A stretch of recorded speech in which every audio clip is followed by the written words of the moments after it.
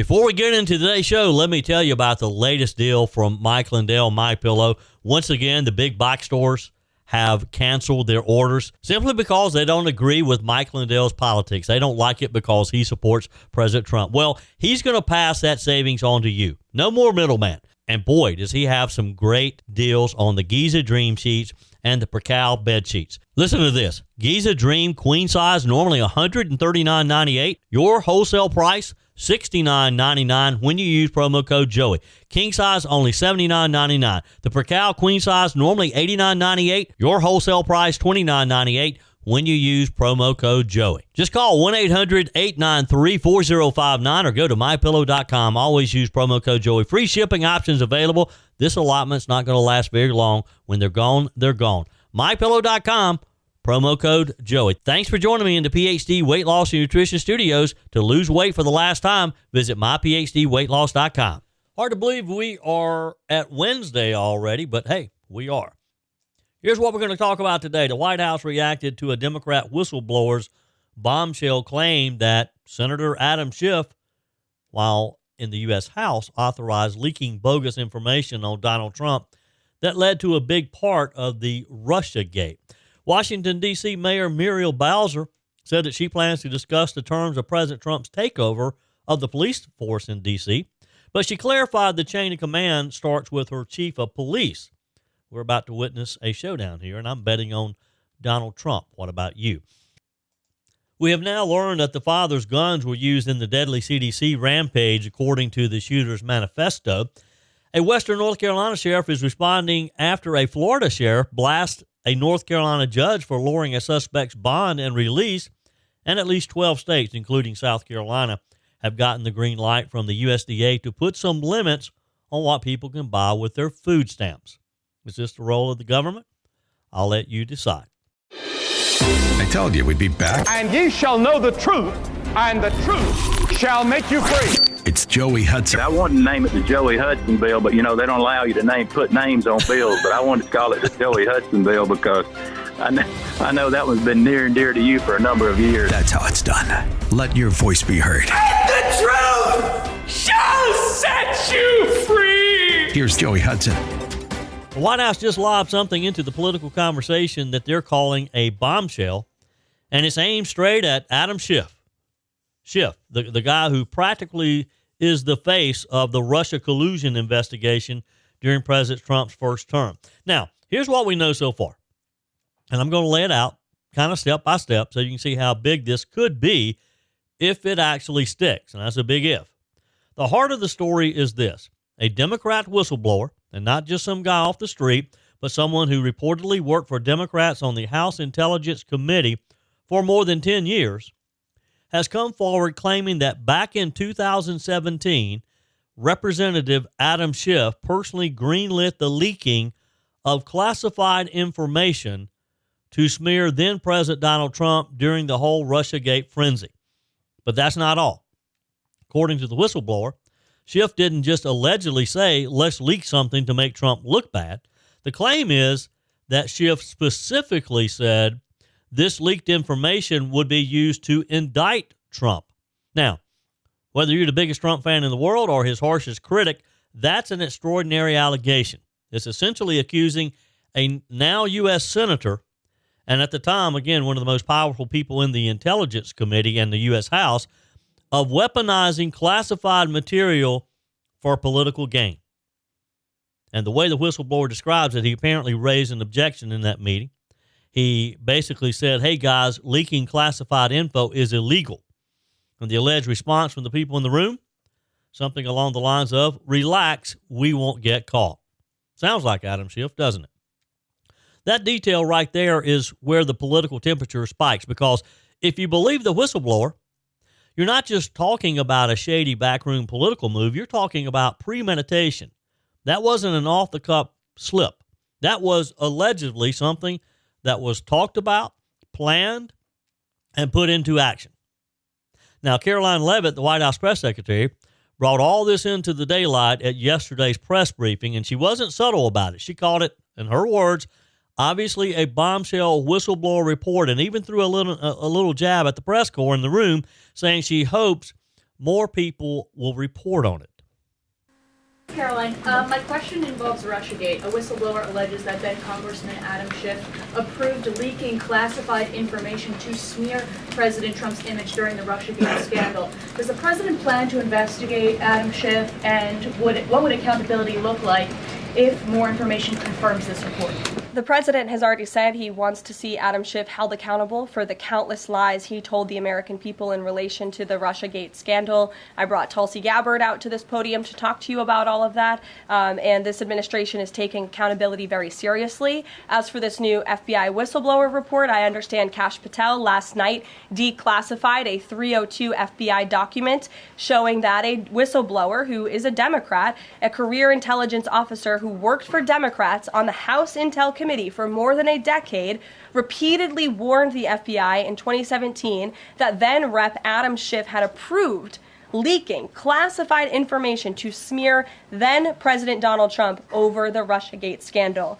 This is obviously a bombshell whistleblower report. Hopefully more people in this room will cover it as such. And I have a quote from the FBI director for all of you. He has said this: "For years, certain officials used their positions to selectively leak classified information to shape political narratives. It was all done with one purpose: to weaponize intelligence and law enforcement for political gain. Those abuses eroded public trust in our institutions. The FBI will now lead the charge with our partners at DOJ, and Congress will have the chance to uncover how political power may have been weaponized and to restore accountability." That's what the administration is focused on, and hopefully we'll see some more media reports on this whistleblower allegation. If this were reversed, if this were allegations against the president or any of these cabinet officials, I'm sure everyone in this room would cover it as such. Elizabeth, go ahead. Thanks, Caroline. And she's right. This needs to be explored. The mainstream media, all media for that matter, needs to look into this. And if there's something to it, then we need to be investigating Adam Schiff. Ms. Levitt went on to explain that this came from a 302 FBI document. That's basically an FBI report that Kash Patel had declassified. You probably remember Patel from the first Trump administration. He was a central figure in pulling apart the official narrative around the Trump-Russia investigation. Levitt read a section of that FBI document that said, in this 2017 meeting, Schiff stated the group would leak classified info that was derogatory to Trump and that this info would be used to indict him. That's in black and white in the report. The whistleblower also told the FBI that when he pushed back, other members of the meeting reassured him, hey, we're not going to get caught. Now, Ms. Levitt also quoted Kash Patel directly at the podium. Patel's take? That for years, certain officials used their positions to selectively leak classified information to shape political narratives. We knew they were doing it when it happened. We just didn't have a way to prove it.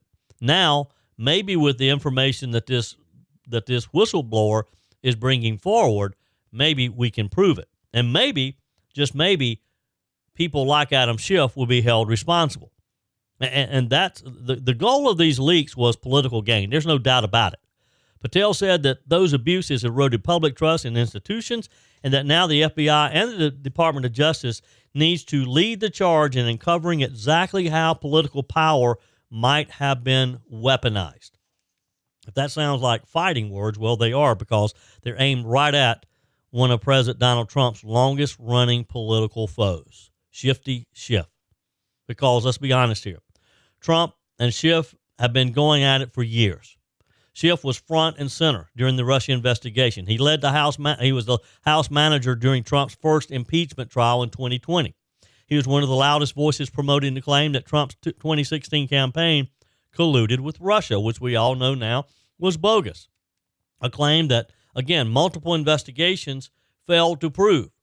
So for Trump's team, this isn't just about accountability. It's kind of like settling an old score too, right? Ms. Levitt made it clear when reporters asked if Trump plans to investigate Schiff. Her answer, Trump has already said he wants to see Adam Schiff held accountable for the countless lies he told the American people in relationship to the Russiagate scandal. Now, some people are going to say, well, Donald Trump's just using his government to go after one of his political enemies. But the fact is that we were all lied to. The American people should be offended. The American people should be very upset with Adam Schiff if, in fact, again, this proves to be accurate. That this man led this country to believe, and there was a lot of chaos going on then, because he attacked our president, the American president. So, yes, this is more than just Donald Trump settling a no score. This is Donald Trump making sure that the American people who were lied to get the truth. Now, again, there's a big but here. Schiff's office isn't sitting quietly in the corner while all this swirls around. They responded fast and hard, calling the whistleblower's claims absolutely and categorically false. They labeled it as the latest smear, here it comes, from Trump's allies. Yep, they're going to blame Trump, saying it's just meant to distract from plummeting poll numbers and, interestingly, the Epstein file scandal. They're trying to say that Trump's trying to divert the nation's attention from the Epstein file folders. We'll see. But, folks, this could be big. This could be the downfall of Adam Shifty Schiff. America is in a health crisis, and by America, not just strangers across the country. It's personal. Me, you, friends, and family. And a major cause? Excess weight. Joey Hudson here. The solution isn't expensive shots like Ozempic. It's learning how to eat and think about food differently, and that's what PhD Weight Loss does. Their clients lose up to a third of their body weight. No drugs, just real food, behavioral coaching, and proven science to turn your body into a fat-burning machine. Sure, you could spend up to $20,000 a year on injections that burn muscle, not fat, and come with risks like pancreatitis or bowel blockages, only to gain it all back. PhD helps your body naturally produce weight loss hormones like GLP-1s. No shortcuts, just results that last. Already on Ozempic? Dr. Ashley Lucas and her team will help you safely transition off and keep losing weight. Let's make America healthy again. Call 864-644-1900. That's 864-644-1900 or visit myphdweightloss.com. One more thing on this Adam Schiff story before we move on. The real question here, does this go anywhere beyond the headlines of the day? Because if the White House is serious about holding Schiff accountable, then at some point this has to leave the press room and enter the realm of criminal investigation. Otherwise, it's just another round in the endless back and forth between Trump and his critics, right? And politically, this is a risk-reward play for Trump. On the one hand, it fires up his base, the folks who have been saying for years that Russiagate was a setup, and they finally get vindication. On the other hand, if it fizzles, it gives Schiff and the Democrats another talking point about how Trump is obsessed with settling old grudges. But make no mistake, if there's even a shred of truth here that can be proven, it would be a massive scandal. Leaking classified info is not just a procedural foul, it's a federal crime. And doing it with the express purpose of trying to take down a sitting president, that's the kind of thing that could end careers in a hurry. The political fallout wouldn't just hit Schiff. It would raise the question about everyone in that 2017 meeting. Who was in there? Who knew about this? Who else also approved of it? And if any of those leaks can be tied back to media stories that shape public opinion or fueled the push for impeachment, the ripple effect could be enormous. This could be a huge, huge scandal, folks. So here we are on the edge of what could be a major turning point in one of the most bitter political feuds of the last decade, or it could be another Washington bombshell that lands with a thud. The next moves are going to tell the story. Will we see subpoenas? Will we see hearings, more declassified documents, or will we just fade into the background noise of 2025 politics? That's the big question. For now, all we know is that the White House is treating this like the real deal. Schiff is calling it a smear, and somewhere in the middle is a whistleblower whose credibility is either rock solid are going to be full of holes, depending on which side you're on. Either way, you can bet this isn't the last that we're going to hear about it. And if the White House is right, and this really is as big as they say, then Adam Schiff might have a much bigger problem on his hands than just Donald Trump's tweets. What happens next? Well, in D.C., that's always the billion-dollar question.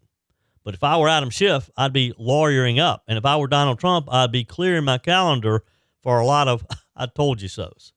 We'll continue to follow this for sure. We have a case of dueling sheriffs, one for North Carolina and a sheriff from Florida. Fox, Carolina set the story up with this. All right, Chris, thank you. It is coming up on 8:34, and we turn to a first alert out of western North Carolina. The Macon County Sheriff is responding after a sheriff in Florida slammed a North Carolina judge for lowering a child sex crime suspect's bond. So Kermit Booth, he was arrested in Macon County on a warrant for 2 counts of sexual battery of a victim under 12. He was arrested in Franklin and taken to Macon County's detention center. A North Carolina judge lowered his bond to $35,000, which Booth posted. Well, the sheriff in Florida then blasted that decision. So in response, Macon County Sheriff Brent Holbrook said in North Carolina, it's the only state that allows bond for people with certain charges, which is why many suspects flee to North Carolina to fight extradition. Florida would have to send a governor's warrant that denies Booth a bond, and then deputies would have to rearrest Booth and hold him until he is sent back to Florida. So what you have here is the Macon County Sheriff, Macon County, North Carolina, giving a response after the sheriff of Flagler County in Florida slammed a North Carolina judge for lowering a child sex crime suspect's bond. It is kind of crazy, isn't it? The Flagler County Sheriff's Office said that Kermit Booth, 72, was arrested in Macon County on a warrant for 2 counts of sexual battery of a victim under 12. Deputies reported an investigation began against Booth in 2015 after the victim's mother said he solicited sexual intercourse with the 6 to 9-year-old victim multiple times between 2006 and 2009. Now evidence allowed the sheriff's office to obtain a warrant for Booth's arrest in July of 2025, just a few weeks ago, with a bond set at $500,000 by a Florida judge. Booth was arrested in Franklin, North Carolina on August 1st, taken to the Macon County Detention Center. A North Carolina judge lowered the bond to $35,000, which Booth posted and is now free. Flagler County Sheriff Rick Staley gave the following statement on Facebook saying, while we commend the bravery of the victim and the work of our major case unit in obtaining a warrant and arrest, it's deeply troubling that a North Carolina judge chose to lower the bond set by a Florida judge. This victim waited 10 years for him to be held accountable. Now this North Carolina judge has victimized our victim again by allowing him to be released before his extradition hearing on a very low bond. This is a travesty of justice, and in all my years of law enforcement, I've never heard of a fugitive from justice case being handled like this by an out-of-state judge. Now, Macon County Sheriff Brent Holbrook responded to the statement in a video on Facebook. Folks, I just want to jump on here for a moment and talk about all the buzz on social media about the gentleman that was recently arrested in Macon County on Florida charges, heinous charges. So once that individual is arrested in our county, in this case our county, Macon County, he is taken before the magistrate. The magistrate sets him a bond. The only time there's not a bond set if said state sends us a governor's warrant. Now, once they send us a governor's warrant, there's no bond. They don't get to fight extradition. So the ball is in Florida's court right now. They have to send us a governor's warrant. We'll go back out and rearrest this guy, put him in jail where he needs to be, and await Florida's arrival to come pick this guy up. That's the process. I don't necessarily agree with that process. North Carolina is the only state that gives them a right to a bond. That's the reason why a lot of folks flee to North Carolina to fight extradition, ultimately, because governor's warrants, they could be timely, because ultimately the governor of said state is the one that signs these warrants. So that's the process. Folks, if you have any concerns or questions, feel free to give me a call, 526-6081. Have a blessed weekend. All right, I think this is a lot of mumbo-jumbo legal terms. Is there any situation that you can think of, and I'd love to get your feedback, text me, email me, joe@joeyhudson.com. You can leave me a message on the My Pillow message line, 864-477-JOEY. Is there any situation where this North Carolina judge should have lowered that bond knowing that this guy would be able to get back out on the streets after they've been looking for him for a decade? This is troubling to me. And look, I respect the sheriff, but I don't think there's an excuse for this. I don't think there's an excuse. We shouldn't be defending this North Carolina judge. He didn't do what was right. He didn't do what should have been done. And the Florida sheriff is right. This victim has been victimized once again. Your comments are welcome on the Firmin Ford text line, 864-477-JOEY. That's 864-477-5639. Emails always welcome, joey@joeyhudson.com. Speaking of the Firmin Ford text line, it's never been more important to support locally run businesses owned by people who actually live here in the upstate. Let me take a minute to talk with you about our friends at Firmin Ford. If you're looking for a new vehicle, maybe a great pre-owned vehicle, one you can trust, or maybe you're looking to order that special vehicle. Either way, if you want a new one, a brand new one, or a pre-owned that you can trust, the folks at Firmin Ford, they're there to help you. Their name is on the sign because their name is on the line, because every single transaction is important to them. Jim Firmin, Matthew Firmin. They do business the right way. When you stop by, when you give them a call, or maybe when you just send them a quick email, you're always going to have access to a member of the Firmin Ford family. And by the way, they also offer great service, and you're not going to have to wait weeks and weeks to get it done. And you do not have had to purchase your vehicle at Firmin Ford. Doesn't even have to be a Ford. They service all makes and models. Visit my friends at Firmin Ford online at firminford.com, firminford.com.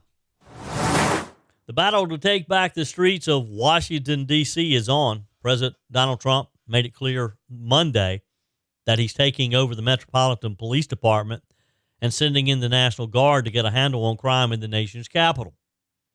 Now, Washington, D.C.'s Metropolitan Police Department Chief Pamela Smith is facing a backlash and mockery on social media after she appeared to not understand a question from the media about the department's, quote, chain of command amid President Trump's recent federalization of the department. Here's the exchange. What the chain of command is now? What does that mean? Well, was it Pam Bondi speaking to the mayor? Or how does this work? So the executive order is clear. The president has requested MPD services, and our home rule charter outlines the process. The president designated Attorney General Bondi as his proxy to request services through me. But does the Attorney General have the authority to implement changes at MPD or just request changes? The executive order is pretty clear, and so is the law. The president has the authority by virtue of the statute to request services. Our organizational chart, how we do business, how we fund the police, how we make changes, none of that has changed. Now, what you heard there was initially the reporter was heard asking the police chief, Pamela Smith, can you tell us what the chain of command is now? The police chief, like deer in the headlights, standing there looking off saying, what do you mean? The mayor immediately realized she was in trouble because the reporter continued, said, well, is it Pam Bondi speaking to the mayor? Is it you? How does this work? The police chief did not have a clue, did not know what to say at all, stood there dumbfounded. Now, that gives you a whole lot of confidence that this lady is going to be able to lead D.C. back to safety, right? That she's going to be able to clean up the streets. So that's when Mayor Bowser stepped in, and that was the voice you heard last there who was describing what the procedure was. The fact that the president does in fact have the authority to sign the executive order that he did to take over the District of Columbia's police department, and acknowledge that the statute allows the operation of the city under the control of the federal government, because that's who gave them that ability to begin with. Now, this whole discussion has led to a new discussion of D.C. becoming the 51st state. You know, that's something they've been wanting for a long, long time. I don't think this is a good time for them to start the effort of lobbying to be the next state. Don't think that's going to happen. So Mayor Bowser said that she plans to discuss the terms of President Trump's takeover of the police force, but she clarified again that the chain of command is through her chief of police, Pamela Smith. Bowser said, Chief Pamela Smith is the chief of the Metropolitan Police Department. It has 3,100 members who work under her direction. She also said the district has asked for all federal officers deployed to Washington to wear identifying clothing, an issue in the Trump administration's immigration raids where they say that ICE is coming in not wearing badges, not wearing uniforms, and covering their faces. Now, other officials have objected to Trump's action as well. Delegate Eleanor Holmes Norton and Maryland Senator Chris Van Hollen, both Democrats, said they'll reintroduce legislation in Congress to give the district authority over its National Guard and police. In a statement, Norton said that the takeover is an historic assault on D.C. home rule, is a counterproductive, escalatory seizure of D.C.'s resources to use for purposes not supported by D.C. residents, and is more evidence of the urgent need to pass my D.C. statehood bill. It ain't going to happen, lady. Look, I think what the citizens of D.C. want when you're talking about those resources, I think they want to feel safe. And I think the argument is very easily made that the current situation is not working. So something has to change. The D.C. Council denounced the move as a manufactured intrusion on local authority and pointed out that the National Guard has no public safety training or knowledge of local laws. Well, look, evidently your police officers don't either, because they haven't been able to get the job done. You've got people assaulted on the streets downtown Washington, D.C. This is not some crime-infested drug area. This is in some very nice areas of D.C. And you can't feel safe anywhere because you got these young punks, as Janine Pirro calls them. You got these young thugs running loose. They're 13, 14, 15-year-old, and they know that they won't be held accountable. They'll go to family court, and the judge will say, well, you need to get back to school, young man. Bowser said that she had talked to U.S. Marshal Services after President Trump's announcement about how the federal deployment would work. Police Chief Pamela Smith said at the press conference that the extra help could be a benefit in executing warrants and beefing up patrols in areas with high rates of violent crime, per the New York Post. She said, our relationship with our federal partnership is not new. We do this on a daily basis.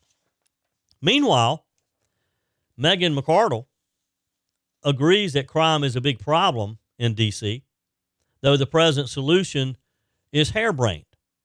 Now, she's a Washington Post columnist. She's always happy to criticize Donald Trump when she thinks he's wrong. But in her latest column, surprisingly, Ms. McArdle writes that Trump is correct in asserting that crime and disorder is a major problem in D.C. You see, that's part of the problem there.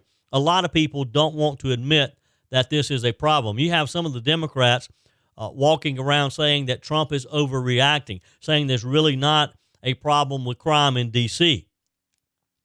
because some of the reports say that violent crime is down in the district.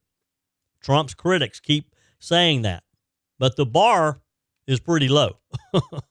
Let me throw some numbers out at you. D.C. had 187 homicides in 2024, which was indeed a big drop from the previous year. That still puts it at out to 27 per 100,000 residents that are affected by crime. Compare that to cities like Boston, which scores at 3.7 per 100,000, New York 4.7, or Los Angeles 7.1 per 100,000. Now keep that in mind. D.C. had 187 homicides in 2024, which made it 27 per 100,000 residents.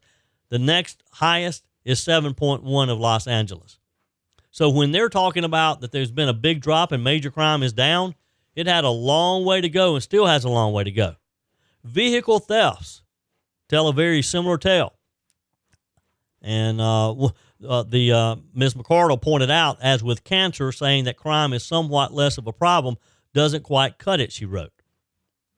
McArdle wrote, this is the capital city of our country. We ought to be able to do at least as well as other major cities.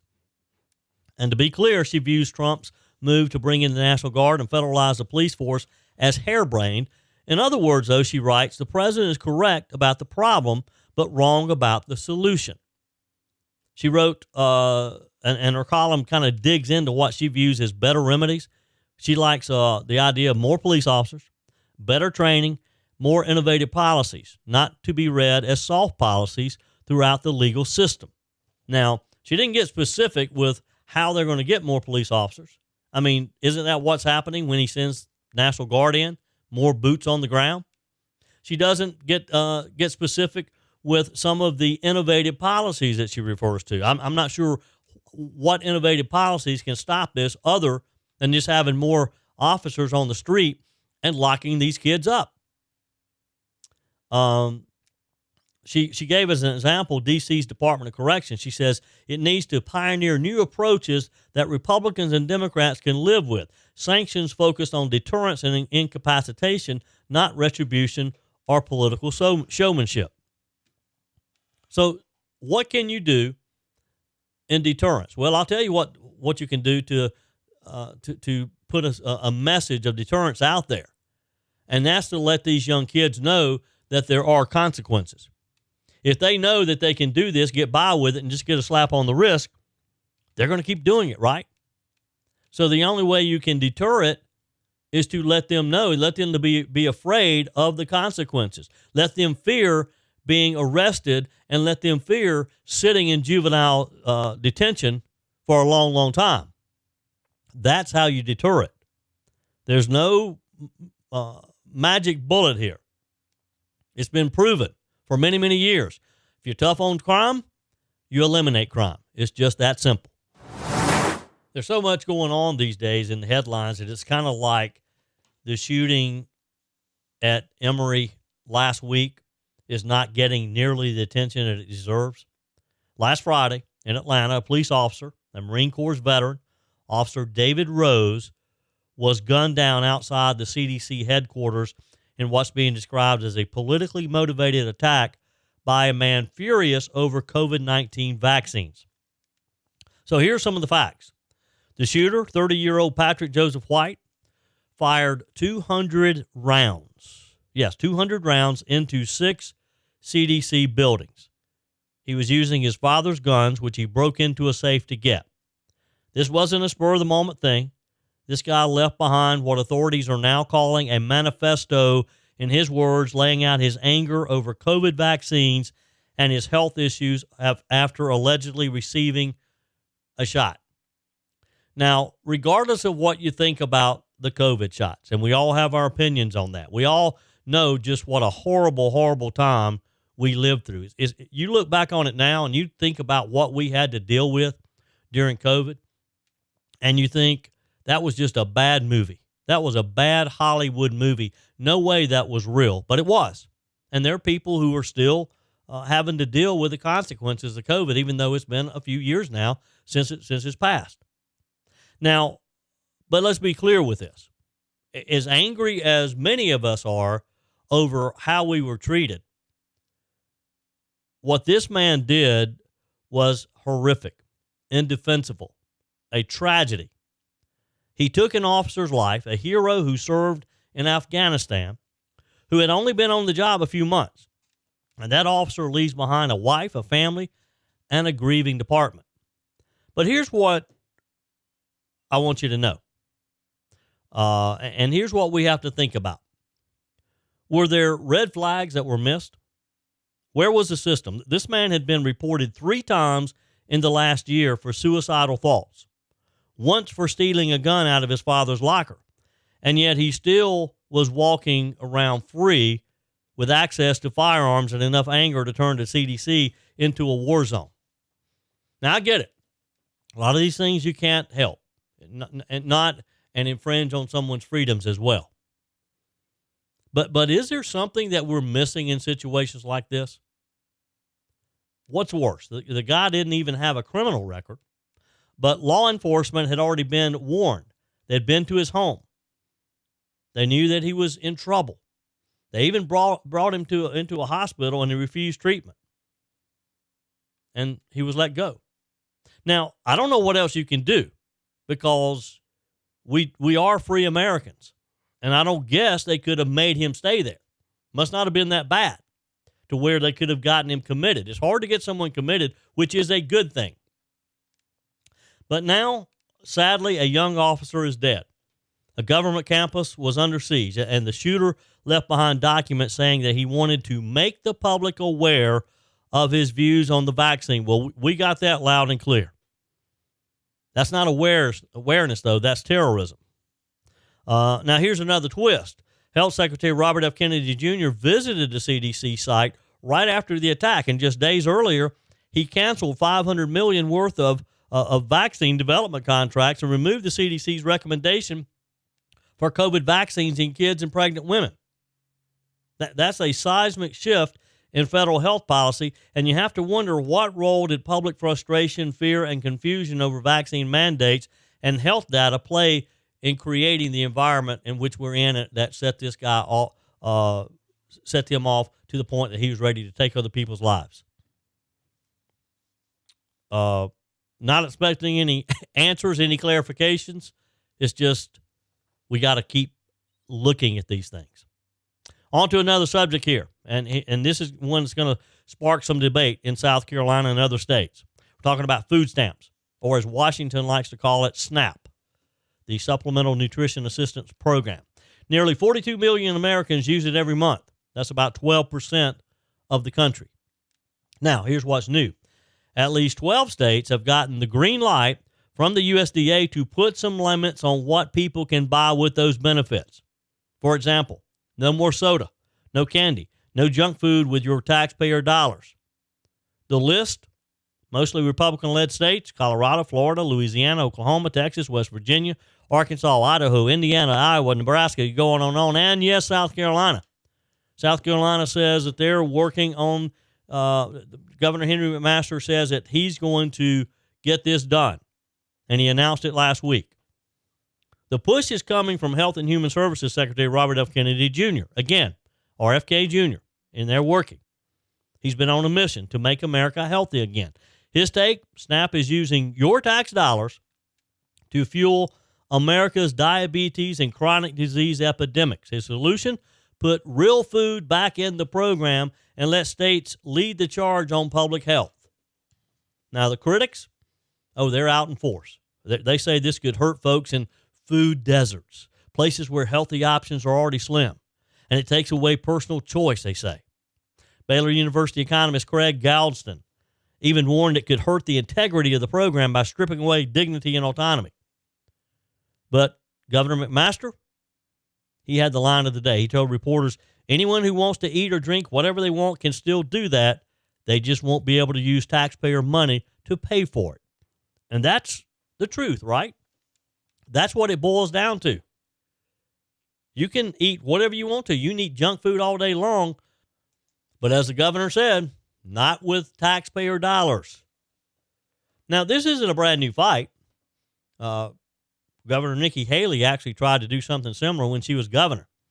But the Obama administration said no. Back then, the idea didn't have much support. Now, times have changed. There's more agreement that diet and health are connected and that taxpayers shouldn't be footing the bill for your Mountain Dew habit.